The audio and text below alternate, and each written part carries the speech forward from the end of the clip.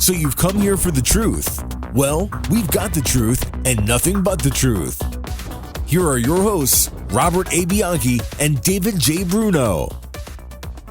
Okay, welcome back to WMTR Radio's Nothing But the Truth with your host, Bob Bianchi and Dave Bruno. Yes, two lawyers, but we want to talk about success. We want to talk about resiliency. We want to have great guests on that have really done amazing stuff, and we've been doing that so far. And one of them, Dave, I'm so excited, is Katie K. We saw her at the MEGASUCCESS event with JT Fox, and we were blown away by Katie's background.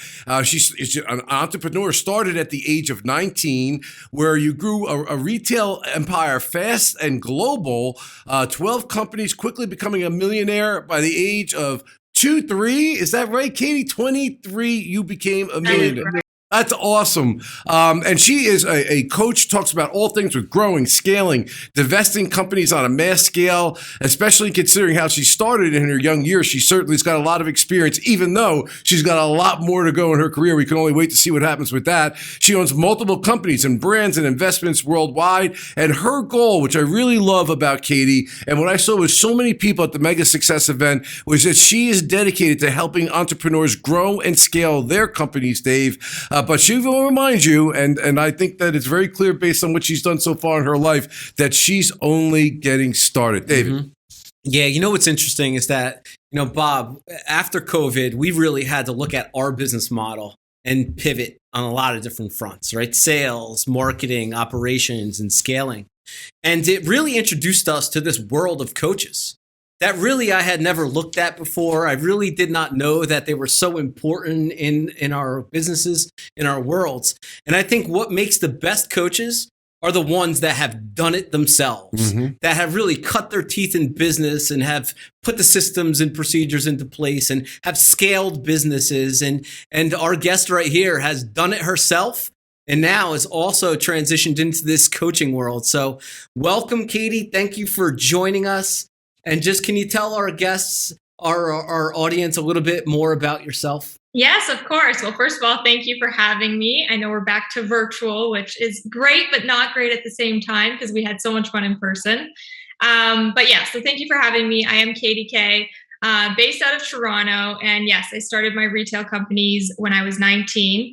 And the funny thing is before we even get into kind of scaling of things and coaching of things, I always say they see me now and we just had that big intro of what I've done and I've accomplished. One, I'm not even done getting started, but two, it all started from a farmer's booth market. So if you're listening to this and you're starting out and you're in the very beginning stages, it sounds amazing and elaborate now, but it really did start from a simple place. So I do genuinely believe everyone can have the success they want when they have the right coaches and plan in place. Katie, something that strikes me about every guest that we have on here, and even in my law practice, seeing those who have succeeded so much, is in the end, and people think it's odd and it sounds cliche, corny, whatever word you want to use, it's about mindset. Talk to me about your mindset and where that led you and how you coach your people now to get them into the right mindset. Like, what are some of the pitfalls of their mindset? I mean, for me, so my personal mindset, and it started going through something at 19 to kind of activate that, but I really have an on and off switch. So I'm able to pivot and adapt and be who I need to be in different scenarios. Katie who's coaching someone is not the same as Katie in her business. And Katie in her business is not the same Katie as Katie in investments, right? And I feel that, one, you have to remove emotion to money and emotion to business before you even start the game, no matter what level you're at. I just did a class a couple days ago with 200 people, and I said, look at it like baseball. You have to figure out what home base is mentally for you and financially, right? So figure out what that is and then start hitting singles, then start hitting doubles, and then start hitting home runs. But where are your coaches always sitting? On first and third base, right? Mm-hmm. So it's that mindset of not, walk before you run, and really just having this activation switch that you can turn on and turn off, because I think you really have to, especially what we just went through, you have to be able to separate both and keep a positive mindset. Well, I'm going to drill down a little bit on this. Divorcing yourself, I think I heard you say, from your emotion for your money. Like when COVID was happening, so many people. It reminded me. Do you ever watch My Cousin Vinny? They would have emails that would say, "Okay, this the law office is closed due to COVID." There's a reference in My Cousin Vinny, store closed due to the flu. But and we felt like it was an opportunity to be able to venture into different things and to make capital investments when it seemed like the worst time to lose your liquidity, because we didn't know. I mean, we made intelligent ones. But talk to me more about what you mean about emotion and connection to money. Yeah. So one, when everyone's running one way, definitely run the other way. Anyone who's done something successful in life has followed that path, right? You look at the big people in the world, Bezos, all these people we look up to, they were doing something that no one necessarily believed in. So on an ideology level, you really have to kind of remove that part of it. But emotion to money, I always say, especially when I coach people, is the first thing I ask, how were you raised by your mother? How were you raised by your father? If you're married, how were they raised? And you can instantly see how you've become emotional to money, right? How we met JT, he always says this, it's not how much money it's going to cost me, it's how much money it's going to make me. Right. And it's just zeros on a screen. And I think the more you do in business and the more success you have, you start to realize that a deal that you do for 100,000, the fundamentals are the same as 1 million and 10 million. It's just different zeros.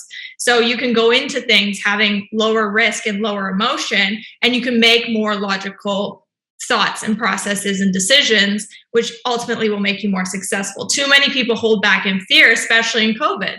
Like a lot of people did sit back and say, no, I'm at X amount of wealth. I'm okay. We can tiptoe here, tiptoe there because we don't know what's going to happen. But you have to still take a risk analysis and say there are risks I can be taking. And for me personally, I ended up doing deals, excuse me, in an industry I knew nothing about and putting people together and making insane money in something I literally knew nothing about. And it was all because my emotion isn't there. Right? I don't have a thought, and it could have been because I did it so young, and maybe that's where mine comes from. But I know how I was raised, and I know how my husband was raised, and I have to take those two things and go, okay, this isn't necessarily right, this isn't necessarily right, and create my own version of emotion to money, because we are who we were surrounded with, right? We can't control how we were raised, but you really want to go into things with logical decisions, as opposed to, I'm not going to invest in X, Y, and Z because I'm afraid that I won't get the return I need. Because it's always going to be that mindset then. Yeah, that's like the keeping the mattress, the money under the mattress, or keeping it in a low yielding account. But I think our audience would like to know, like, you pivoted, into other businesses, and they may say, well, that's easy for her because she's who she is. But you're not who you were, because except for a long time ago, you went out of one comfortable zone and moved into another one. How do people do that? Where do they find those opportunities? Yeah, you know what? I also say it's easier. People look at it and they think it's easier now. It's actually easier when you have nothing to lose. I would say I struggle more now with risk because I have something to protect. Right. And so now I have to notice myself doing that, reevaluate and say, no, make this decision, take this risk. Where before, if you're starting at ground zero, you have nothing to lose. Right. So I really operated out of that. Nothing could get worse than this. I mean, what am I going to do? Bankrupt $0? Who cares? Right. Mm-hmm. And I think that when someone has a level of X wealth, that's when you actually start to play more safe. And you can start to put money in a reserve and start to play things safe. But if you want to go to that next level, it's going to take a new risk, right? New level, new devil. There's always going to be those next steps. I talked about this at MEGASUCCESS where I said, we hear all the time, you got to have goals and visions and, your 10-year plan and your 5-year plan. And that's all fine and dandy, but people stay too narrow-minded. And opportunities are like behind your blinders, essentially, right? So as I was still running everything I was running during COVID and doing what I was doing, I was locked down. So I had more time to be networking and talking to people. And those opportunities came because my blinders were off. Right. And so it's very important to stay on track with what you're trying to accomplish in business, but being open to other things can come out of nowhere, and looking at things in a very simplistic, fundamental way. Like, business is very, very simple, but I feel like people always overcomplicate, overanalyze. I know I coach people in this all different industries within business, and that's the number one issue. We're overanalyzing, complicating, and I do it as well, right? I have to bounce off my coaches to say, this is what I want to do. And they're like, no, Katie, ABC, right? So I think that you have to have a vision, you have to have a goal. But like you said, when you're trying to find those opportunities, it comes from having your peripherals and looking around for it. All right, Dave, we have a short time left. You talked about values. And not only have you been through these businesses, created your own, you're coaching now. Can you tell us, what kind of values that you see stand out in some of the most successful individuals that you've come into contact with? Yeah, I think it really comes down to trust, integrity, ethics, loyalty. If you've gotten any level of success in your life, you've been betrayed, you've been sued, you've been through all these things. So it actually really does come down to how these people operate as a human being.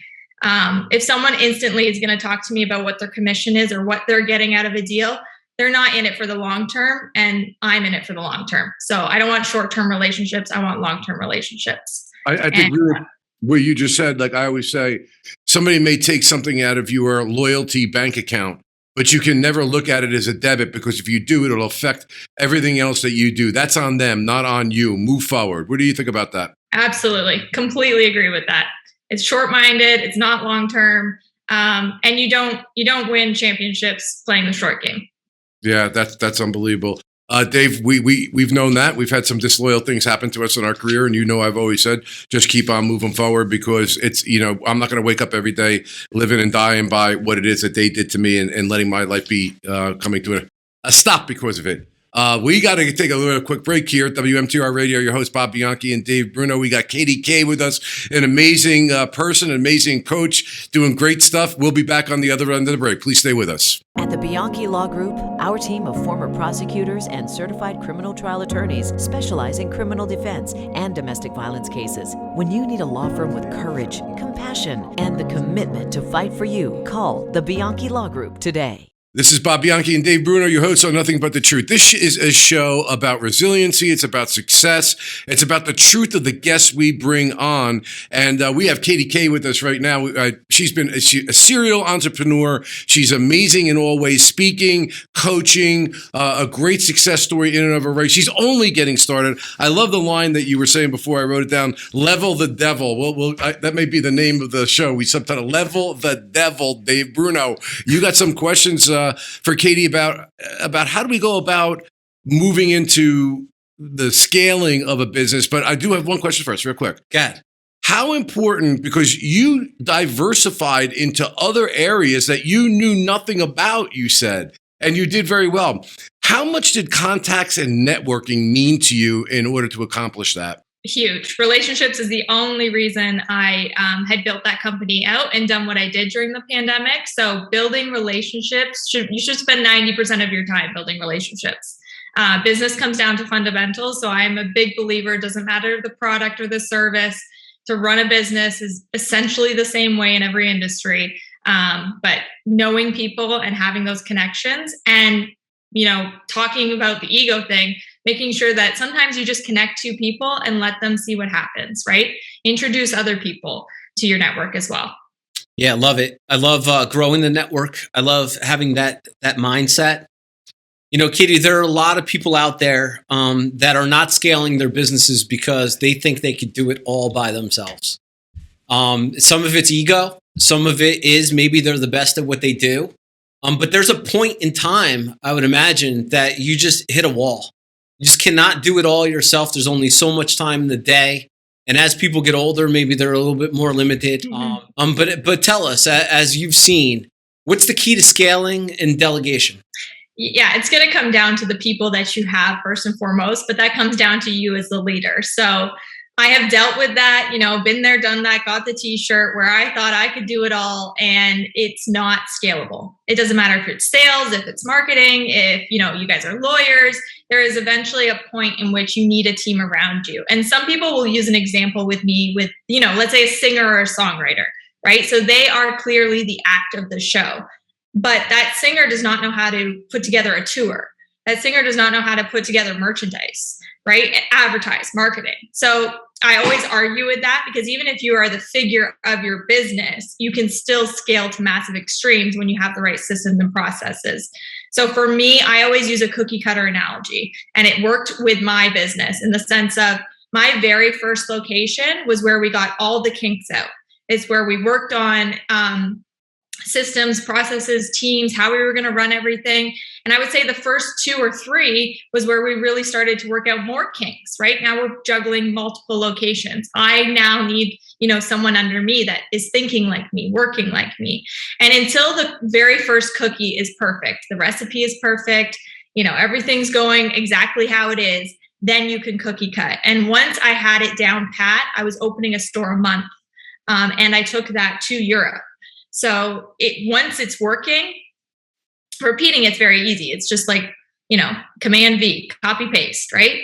But you really have to work on making sure that you have it working in a sense in one location or one industry, wherever you're using this in your business, and then duplicating. And I think sometimes people want to run before they walk, and something's working really well, and you can lose everything doing that. So I always, you want to scale, but scale at a controlled rate. Yeah, that reminded me of Billionaire Fred when he was talking about trying to come up with all those floppy disks, and he wasn't ready for it. He was sitting there where he couldn't sleep putting the things in and trying to copy them. So, but obviously he became a huge success because he's Billionaire Fred. Exactly. So he figured it out. I'd like to talk to you a little bit about when you say hire that person. I find that to be the most challenging thing. When I was the county prosecutor, I found it to be challenging. I always believed hire the right people, even if it takes us forever to do it. And I'd rather have an unskilled person with a positive attitude than a really skilled person with a crappy attitude. How do you go about finding that person that's going to be able to be right underneath such a successful person like yourself and get the job done? Yeah, I'm the same way. I'd rather take someone from the bottom and work them to the top, because that's how I essentially made my success as well. I don't care what's on your resume. I don't care what fancy degree you have. That's just my personal opinion, because some of those people were given their degrees, right? They didn't have to go work 9 to 5 or 5 to 8 to pay for their school. I want to know the story of the person. People is the hardest thing in business. I have a 3 P's rule. It's people, persistence, and profits. And it's the 3 things I care about. I don't care how much revenue you make. I want to know what your profit margins are. I want to know who your people are, because it determines who you are as a leader. And so when you're working with your teams, you're going to have that one person that's always going to be your right-hand woman or your right-hand man. And I always go back to, you have to give them the reins and be okay with it. Obviously, protect yourself legally. But Kentucky Fried Chicken never gave away the recipe. So Chalet never gave away the recipe to the sauce, right? There's all these stories where there's got to be something tangible that you as a leader, you as the owner still own and hold on to.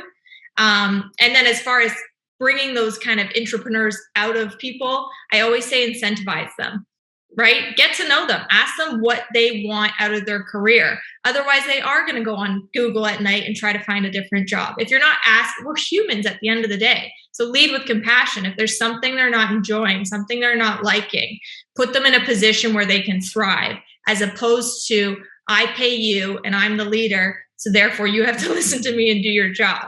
You could pull so much more out of people when you find out what their real strengths are and put them in that position. And that's why hiring is so hard, because we put out an ad and we say, okay, we're looking for this person. And, 9 times out of 10, they might have half the qualities that we're looking for. But there's these other qualities that they have that would be way better in our business, where we could transition them over to. So I also don't like job titles. I like to create job titles as we go. Because I find that once you really get to know the employee and what they're doing and what they want to accomplish, they're happy. And when they're happy, they're doing what you need them to do, right? We're humans at the end of the day. Katie, I'm listening to. I love this. I really do. Dave knows I love this because I'm big into the spirituality of things, and positive energy in the world brings positivity back. Even if somebody takes something out of your trust account, you keep on moving on and don't let them affect you. I've heard you use words so far, because I was writing them down: trust, integrity, loyalty, compassion. These are personal values that you possess as a human being. Talk to us about how you kind of went around the edges of it, but how important who you are, who Katie K is, in terms of how your business has become so successful. Is it because of those ingredients? Absolutely. I think it's the key to everything. I lead by that. I exemplify that. And that didn't just come overnight. That's from a lot of people being very shitty to me over the years and everything else coming together, right? So I've always been that person, but instead of using those things as a woe is me victim mentality and I'm just going to lay down as a dog, it turned into my power. And so therefore, I always want to be that person. I always want to show up as that person because I want my team and who I surround myself with to be those people. Like I won't do partnerships and I won't go in business if I think you have a bad personality or bad mindset. I'm trying to watch my words. Yeah, victim versus. I feel like some swear words were going to come out there, so I held it back. Hey, it's your truth. It's nothing but the truth. But that whole thing, I really think we're going down the tubes. I'm going to let Dave's going to give a question in a second because we have a victim mentality and not a victor mentality. And you can have a victor mentality no matter how many times people kick you in the teeth, Dave. Yeah, no, you're speaking our language. I mean, this is something that we continually discuss. And you're talking about partners. I mean, I'm so lucky to have Bob as my partner. And we've talked about this too. When you come into business, you have to rely on other people.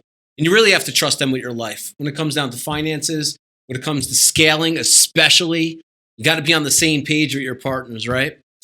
You talked about the teams and the scaling. I want to get to the glue that puts it all together. And that's the standard operating procedures. And we're looking at these now in our law practice, and I think that every business needs them. Why are they important as you scale and you start adding team members to the cookie cutter or the business? Why is it important to have those standard operating procedures? Well, we can take it back to the cookie cutter analogy of they need to go back to a recipe. They need to have something that's concrete, that's a rock, that they know that if they're excelling past their standard operating procedures, right? So they need to know that this is how we run. This also shapes our culture. This also shapes what we represent. You know, operating procedures can be day-to-day tasks. They can be vision. They can be culture. They can be so many things. HR has a whole different procedure. So making sure that people have a rock. You know, I always say business is a tidal wave and you need to be a rock in the tidal wave. And that's what procedures are. And so if your team has something always to go back to, always to look on, they know that, you know, worst case, at least this is what they're doing. And if they're excelling, they know why they're excelling, right? Oh, I did X, Y, and Z more than what I was told to do, or more than what our procedures tell me to do, right? I went above and beyond, and I'm trying to, you know, show my worth within a company. Or I need to check in. I'm not doing everything I'm supposed to be doing because I'm not following what my company is asking of me. It's very easy, especially once you have really good people, and we just talked about it with partnerships, to become friends with a lot of the people that you work with, to have these deeper relationships, but you always need to be able to have business relationships. And so to have something tangible to say, this is what we require, this is what we expect, this is how we want our systems to run, that just keeps everything smooth as far as scaling, as far as, you know, growing the business and things like that. So it's got to be the rock in the business, in the tidal wave. Dave, yeah, well, I think that the systems and procedures, you know, we put them into place, and I think that it actually gives them a measurement and a metric I have found in my career that it's actually made a happier and more productive employee as well. Katie. All right, listen, I could sit here, and I know Dave could as well, and listen to you for hours. We were so impressed with you at MEGASUCCESS. We'd love to keep a relationship with you going because we think you're amazing. But unfortunately, that's all the time that we have. So this is WMTR Radio. Bob Bianchi and Dave Bruno are your hosts every Saturday at 10:30 a.m. You can stream it live. And let's not forget, you got Bruno over here, so you know we're going to be going into the podcast. We'll be all over the place. But this is Katie K's Nothing But the Truth. Thank you, Katie. Thank you.